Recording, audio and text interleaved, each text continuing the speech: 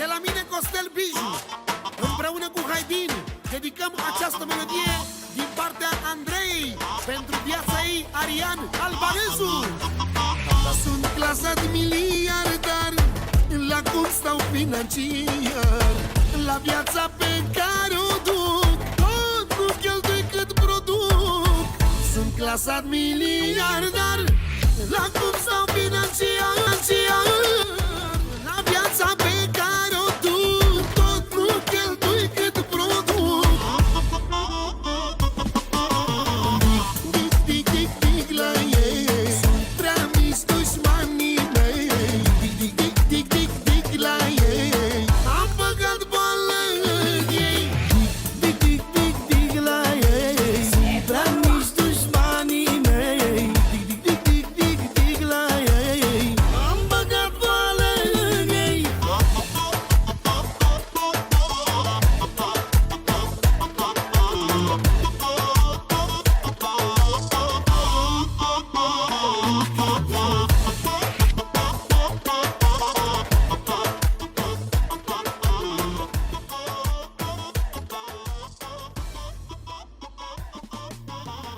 Câțiva sparg eu nu se simte, orice lux îmi pot permite. Am văzut că au apărut pe aici pe internet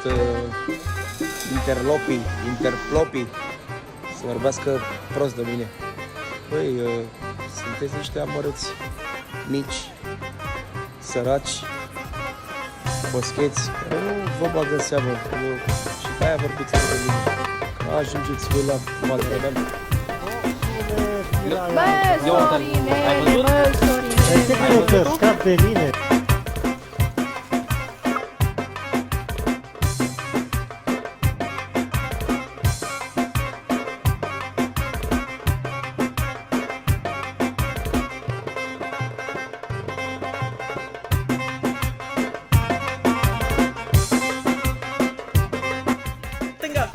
Pleacă!